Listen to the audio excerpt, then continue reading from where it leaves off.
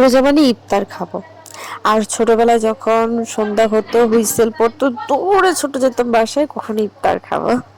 আর ইফতারে যখন মুড়ি মাখা হতো তখন মনে হতো যে বল বড়া মুড়ি সেটাই একা নিজেই খেয়ে ফেলতে পারবো। কিন্তু ভাগে ছোট মানুষ যেত ছোট বাটিতে দিত।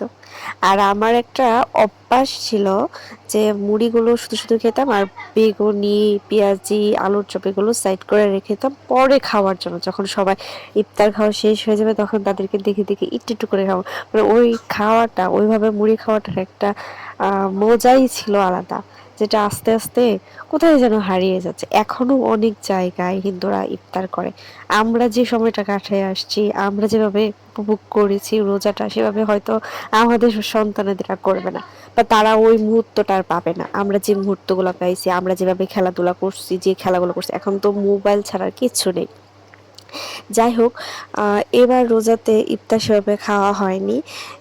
নিজেরা বাড়িতে বানিয়ে খাবো এবার প্ল্যান করেছিলাম, আর তাই হলো। তাই আমার শাশুড়ি মা আহ, তিনি ইফতার বাসায় বানাইতেছে।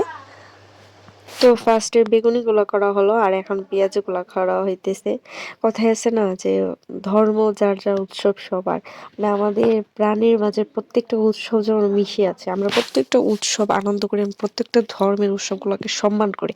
যারা এটা অনেকেই আছে যারা হিন্দুরা যদি রোজার এগুলা মানে, বা মুসলিমরা যদি পূজার এগুলা একটু মানে, তাহলে ওটা নিয়ে অনেক সমালোচনা শুরু হয়ে যায়, কিন্তু আসলে তা না। নিজের ধর্মটা যেভাবে আমরা রেসপেক্ট করি, অন্যের ধর্মটাকে সেভাবেই আমরা রেসপেক্ট করি। আর মূলত হচ্ছে সম্মানটা না দিতে শিখতে হয়।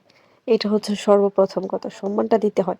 নিজের হোক বা পরের হোক, ধর্ম সমান, সবার ধর্মই সমান, সবার ধর্মই সুন্দর। যাই হোক, এখন আমরা বুট রান্না করব। তাই ওটার জন্য শুকনো মরিচ, এলাচি, দারচিনি, তেজপাতা এবং টমেটোগুলা দিয়ে দেওয়া হলো। তারপর এই টমেটোগুলা একটু কষানো হবে, একটু নরম হওয়ার জন্য সময় দেবে।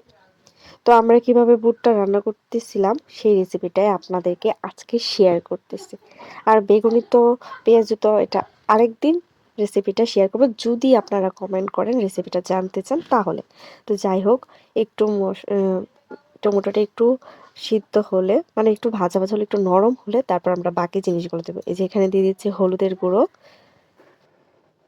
তারপর দিয়ে দেবো লঙ্কা গুঁড়ো, স্বাদ মতো নুন, তারপরে দিয়ে দিলাম আদা রসুনের পেস্ট, দিয়ে এই মশলাটা একটু আমরা নাড়াচাড়া করে এটার সাথে কষিয়ে নেবো। এখন দিয়ে দিলাম ধনিয়া গুঁড়ো আর জিরের গুঁড়ো, দিয়ে আবারও আমরা সেটা মশলাটা একটু কষিয়ে নেব। তারপর দিলাম সিদ্ধ আলু মাখা, যেটা একটু মানে আমাদের বুটের সাথে ওইটা একটু মাখা মাখা হবে, তাই জন্য একটু আলুগুলো একটু চটকে দিতে হবে। হ্যাঁ, আলু মাখা করে দিতে হবে। এখন আমরা বুটগুলো দিয়ে ভালোভাবে মিক্সড করব। মিক্সড করার পরে আমরা লাস্টে পেঁয়াজগুলো দেবো। পেঁয়াজগুলো আমরা আগে দিইনি, পেঁয়াজগুলো লাস্টে ব্যবহার করতেছি, তার কারণ যাতে পেঁয়াজগুলো হালকা সিদ্ধ সিদ্ধ থাকে, যেটা খেতে একটু টেস্টি হয়। বুঝতে পারতেছেন? তারপর দিয়ে নাড়াচাড়া দিয়ে একটু ঢাকা দিয়ে দেবো। তারপর আমরা নামিয়ে নেব। এই হচ্ছে আমাদের ছোলা বুট রান্না। কেমন লাগলো আমাদের ছোলা বুট রান্নাটা, সেটা অবশ্যই কমেন্ট করে জানাবেন। বুঝতে পারছেন? তারপর আমরা এটা ভালো করে মিশিয়ে নামিয়ে আমরা মুড়ি মাখবো এবং সেটা আপনাদেরকে দেখাচ্ছি। এই যে আমাদের ইফতার রেডি।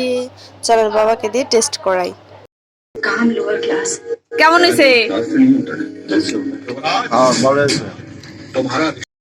এই হচ্ছে আমাদের ইফতার মাখা। তো আজকের মতো ভিডিওটি এখানেই, টাটা।